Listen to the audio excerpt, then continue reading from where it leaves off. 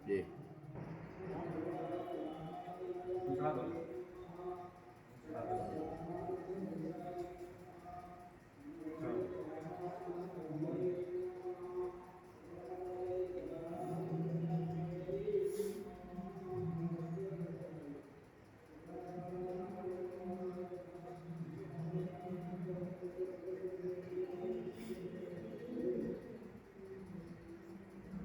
जी नमस्कार।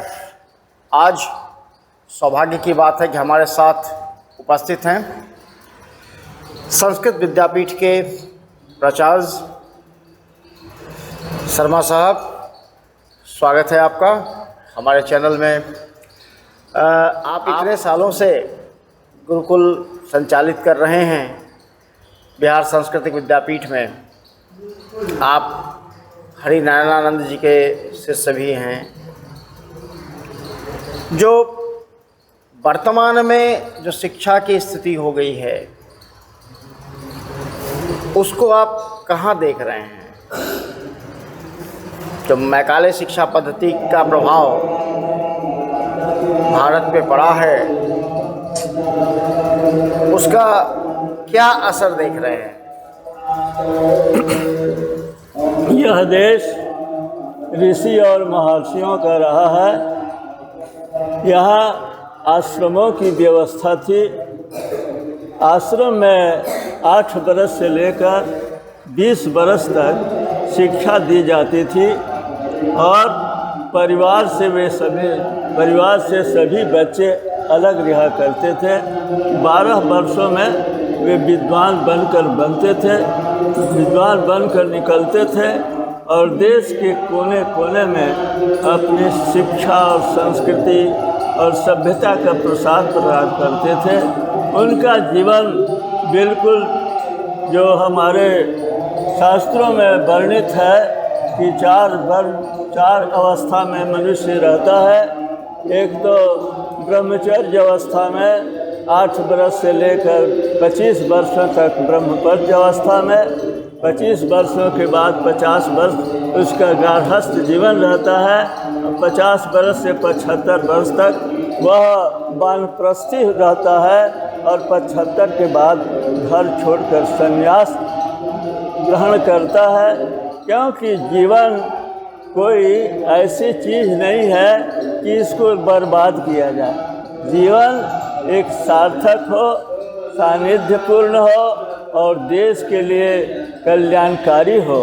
आज की शिक्षा पद्धति, भारत तो आज़ाद हुआ 1947 में आज़ाद हुआ, लेकिन अभी भी लॉर्ड मैकाले के द्वारा जो शिक्षा पद्धति चलाई गई थी आज भी वह किसी न किसी प्रकार कायम है, जहाँ की मनुष्यता से बहुत दूर और लूट खसोट, चोरी डकैती, बदमाशी, अनाचार, व्यभिचार का बाजार व्याप्त है।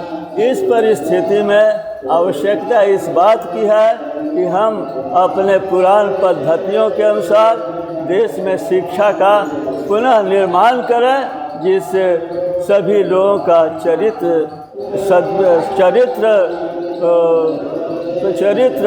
उद्गम हो, चरित्र जाज्वल्यमान हो और सभी उस रास्ते पर चलकर भारत में शांति की व्यवस्था करें।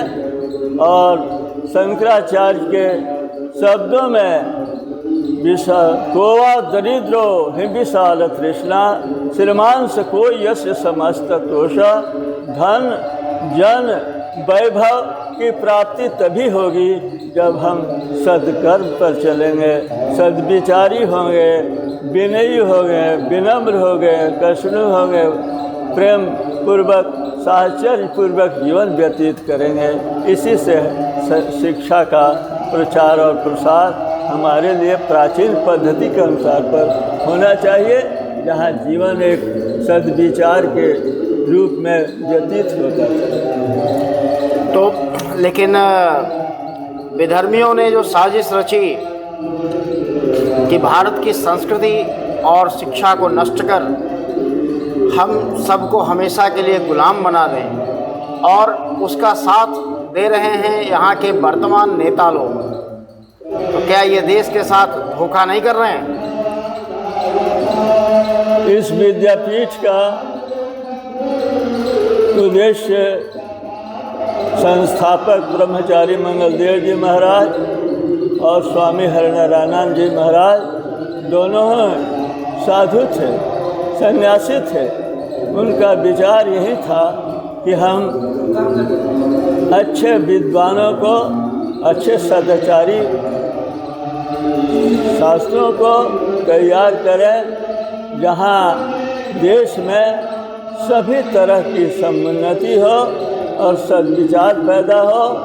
लेकिन आज विद्यापीठ की स्थिति नाजुक हो गई, क्योंकि विदेशों में घूमने वाला जो यहाँ के तथाकथित कुलपति बने, उन्होंने इस शिक्षा को समाप्त करके नई प्रणाली को कायम करना चाहते थे, जो अभी तक नहीं हो सका।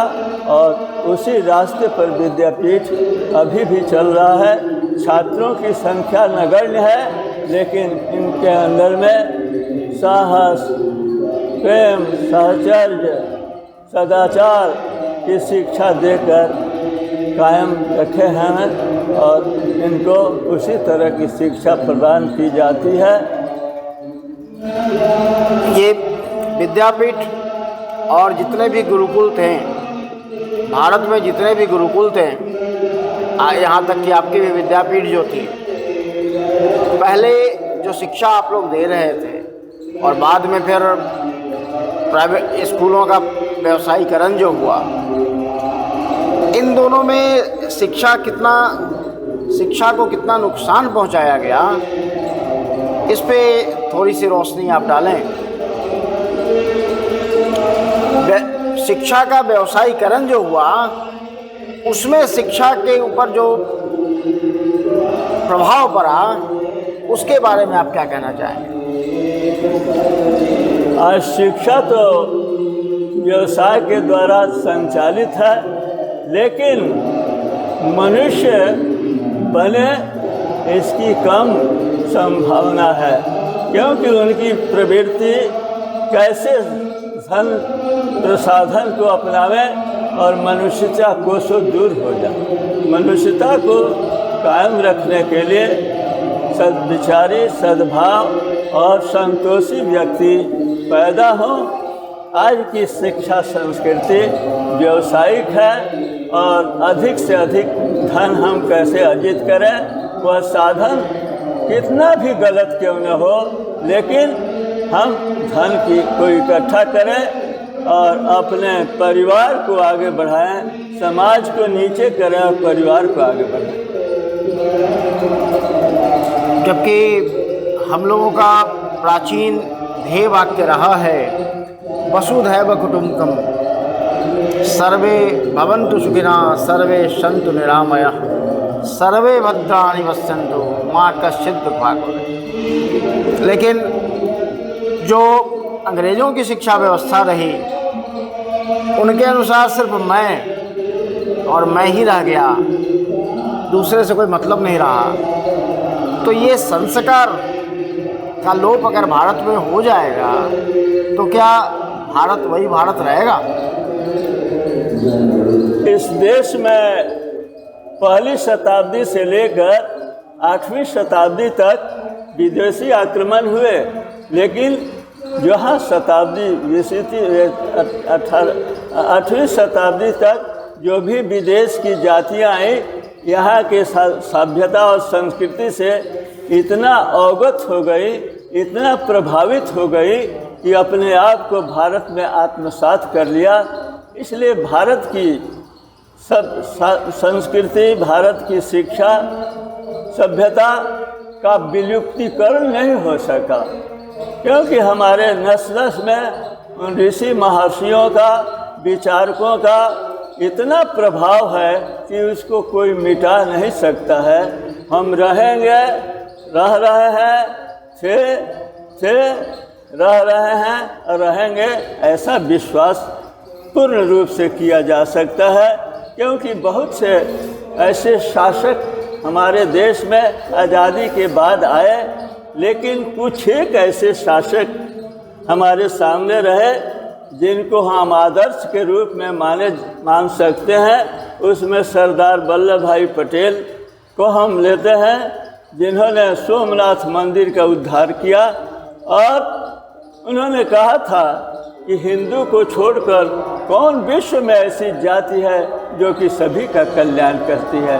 अयम निजः परो वेति गणना लघु चेतसाम उदार चरितानाम वसुधैव कुटुम्बकम के आधार पर आज के जो प्रधानमंत्री नरेंद्र मोदी जी हैं, इनका शाश्वत प्रयास यह चल रहा है कि जिस तरह समुद्रगुप्त ने भारतीय सभ्यता और संस्कृति और हिंदू धर्म का प्रचार किया, उसी तरह से सारी बाधाओं के बीच में रहते हुए भी आज झंडा फहरा रहे हैं और आज हिंदुओं का जो सिर नीचे था ऊंचा हो गया है और हम अपने पथ पर अग्रसर हो रहे हैं। आज सरदार वल्लभ भाई पटेल जी की जयंती भी है, जिसको आप लोग विद्यापीठ में मना भी रहे हैं। तो बच्चों को क्या संदेश देना चाहेंगे? सरदार पटेल से क्या सीखना चाहिए बच्चों को? बच्चों को सरदार पटेल का वह गुण अपनाना चाहिए कि जब सरदार वल्लभ भाई पटेल 7 बरस की अवस्था में थे और उनको एक घाव हो गया था, एक आदमी ने मजाक किया कि यह घाव लोहा से गर्म कर देने के बाद ठीक हो जाएगा। दूसरे दिन सरदार वल्लभ भाई पटेल गए और कहा कि आपने कहा था कि घाव दाग देने से ठीक हो जाएगा, आप हमको दागिए। उस समय सरदार पटेल ये जो दागने वाला था कहा कि हम तो हंसी किया। कहा कि हमसे हंसी आप क्यों किया? दागिए नहीं, दागने के बाद अपने लोहा गर्म करके उस घाव को दाग दिया। दूसरी घटना यह हुई सरदार पटेल के अंदर कि जा रहे थे स्कूल पढ़ने के लिए, बीच में एक पत्थर था जिससे सभी लोग घायल हो जाते थे। सरदार पटेल उस पत्थर को निकाल कर और दूर कर दिया और सभी को प्रशस्त कर दिया कि आप अनवरत रूप से चलते रहें, आपको किसी तरह का कष्ट न। पूरे भारत को सरदार पटेल जी ने जो छोटे छोटे रियासतों में भारत बटी हुई थी, उसे एक अखंड हिंदू राष्ट्र का रूप दिया। लेकिन दुर्भाग्य था कि यहाँ के कुछ दुष्ट नेताओं ने हिंदू राष्ट्र को धर्मनिरपेक्ष बना दिया। तो क्या ये सरदार पटेल के साथ धोखा नहीं था? यह सबसे बड़ा धोखा हुआ, क्योंकि कहा जाता है ये चाणक्य ने कहा था कि कुत्ता कुत्ता ही रहेगा, लाखों उसको शिक्षा दी जाएगी तो कुत्ता कुत्ता ही रहेगा। दूसरे को हम चाहते हैं कि हमारी बात माने, वो मानने के लिए तैयार नहीं है। आपको स्मरण होगा, क्योंकि आप भी विद्वान हैं, क्योंकि मोहम्मद साहब ऐसे कबीले, ऐसे खूंखारियों को एक रास्ता दिखाया, लेकिन रास्ता दिखाने के बाद आज भी उनकी खूंखार की प्रवृत्ति नहीं गई और आतंकवादियों के रूप में हमारे सामने आकर सारी मानवता को रुला रहे हैं। उनके सरदार पटेल के जीवन पर इसका बहुत आघात पहुंचा, क्योंकि वो चाहते थे कि हम मनुष्यता के रूप में अयम निजः परोवेति की भावना छोड़कर वसुधैव कुटुम्बकम की भावना अपनाए, लेकिन उस पर कुठाघात हो रहा है और अंत में जीत मनुष्यता की होगी, आतंकवादियों का विनाश होगा। तो भारत में जितने भी राजाओं का इन्होंने विलय करवाया था, वो सारे के सारे तो हिंदू राजा थे। और जबकि भारत का विभाजन भी धर्म के आधार पे हुआ था। जो पार्टीशन डीड है उसमें स्पष्ट तौर पे लिखा हुआ है, India is for Hindus and Pakistan for Muslim. तो धर्म के आधार पे बनने के बाद भी आज भी भारत उन्हीं विधर्मियों से जूझ रहा है जो 1947 में जूझ रहा था। 15 अगस्त को हमारे कितने माताओं और बहनों के साथ अनाचार हुआ, दुराचार हुआ, कितनों को काट कर भेजा गया। उन सब से के बाद भी आज के नेता उसे ही अपना बाप बनाते हैं। तो क्या ये पटेल जैसे महान सेनानियों का अपमान नहीं हो रहा है?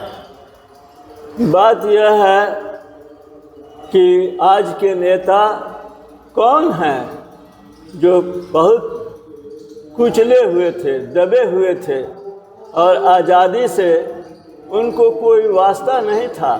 वह पढ़ने लिखने वाले थे लेकिन कायर थे, डरपोक थे। लेकिन वीर सेनानियों ने इस देश को अपनी कुर्बानी देकर आज़ाद किया। वह लोकमान्य तिलक हों या महात्मा गांधी हों या सुभाष चंद्र बोस हों या लाला लाजपत राय हों या बिपिन चंद्र पाल हों, ऐसे महारथियों और ऐसे स्वतंत्रता सेनानियों के कुर्बानी से यह देश आज़ाद हुआ।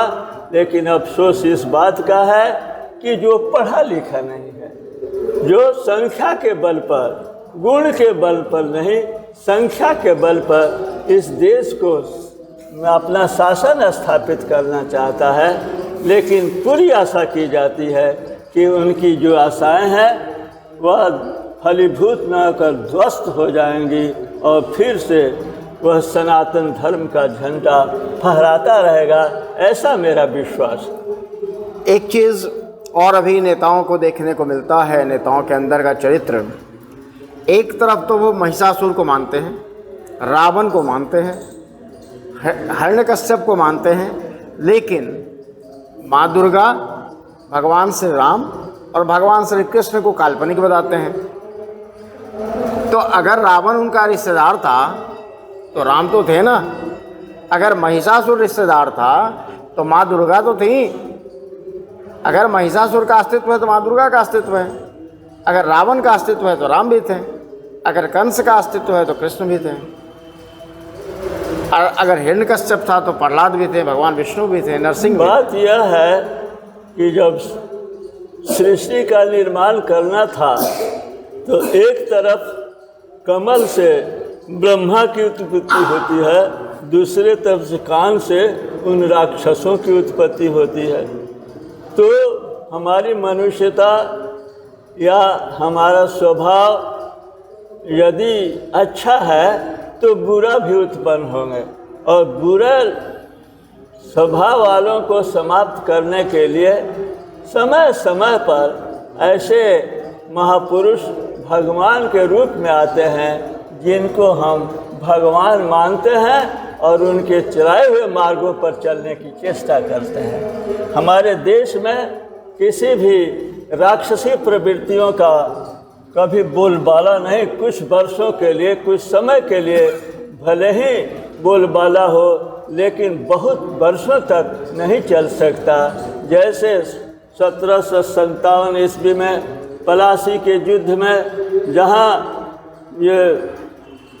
जहाँ सूरजउद्दौला की हार हुई और लॉर्ड क्लाइव की जीत हुई, लेकिन 32 सेना के साथ लॉर्ड क्लाइव जीता।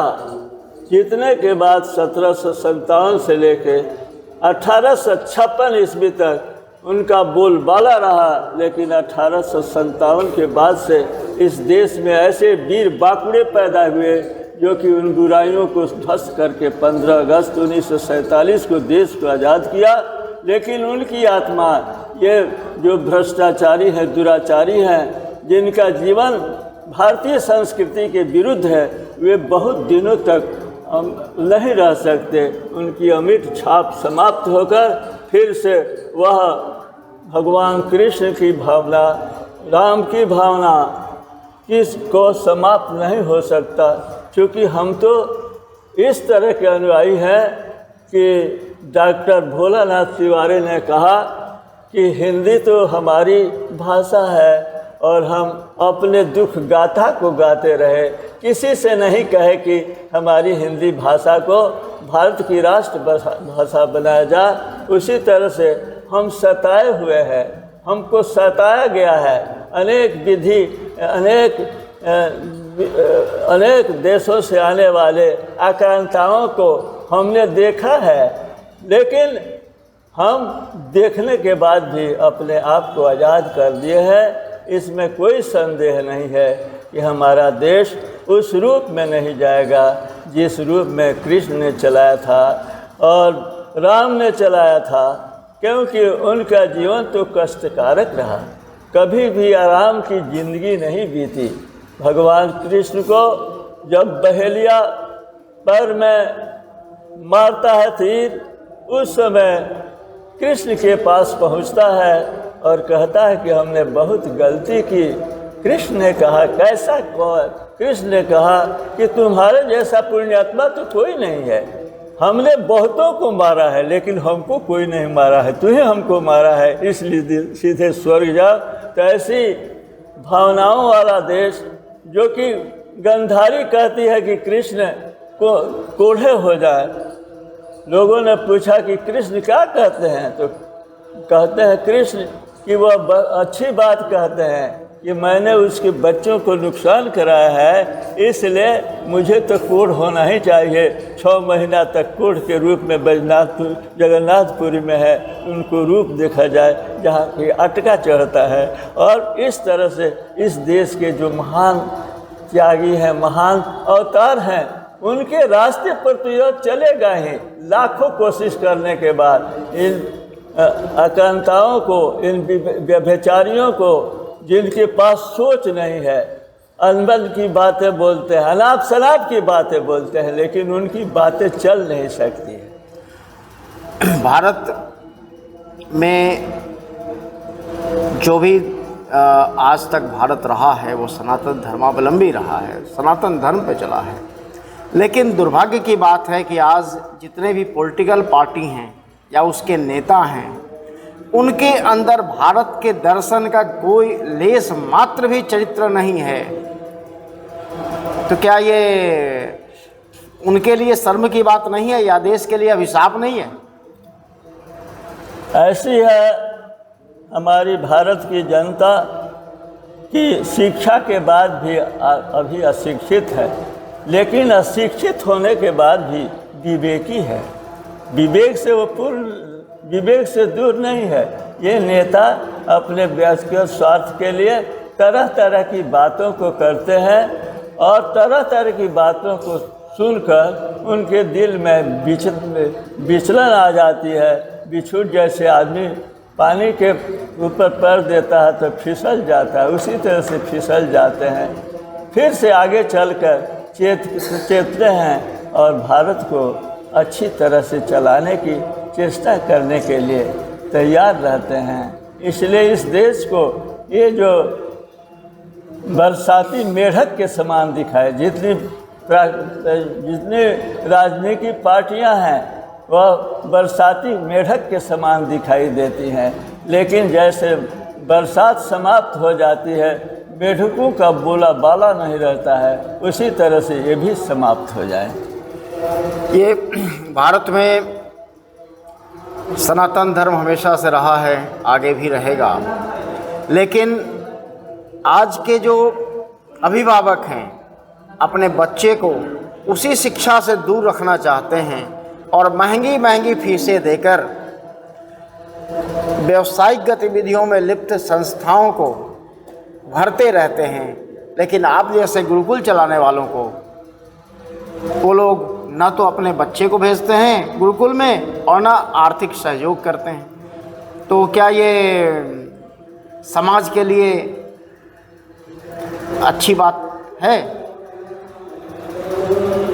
इस देश में एक ब्राह्मण वर्ग है जिसने अपने पास संपत्ति नहीं रखा, ज्ञान रखा और संतोष धारण करके अपने बच्चों को रखा। लेकिन पैसे के भाव में उनके पास इतने पैसे की कमी है कि बच्चों को नहीं पहुंचा पाते, ये आपके आश्रमों में नहीं पहुंचा पाते। जिनके पास साधन है वे तो बाहरी आडंबर को पसंद करते हैं, वास्तविकता से दूर है। लेकिन कुछ तो लोग अभी भी हैं कि चाहते हैं, कुछ का अधिकांश लोग चाहते हैं कि हमारे बच्चे उस तरह से शिक्षित हों, लेकिन उनके पास पैसे इतने नहीं हैं कि बाहर अपने बच्चों को पढ़ा सके। क्योंकि विद्यापीठ में स्वामी जी ऐसे महान महात्मा थे जो कि अपने मठ से 100 मन चावल दिया करते थे।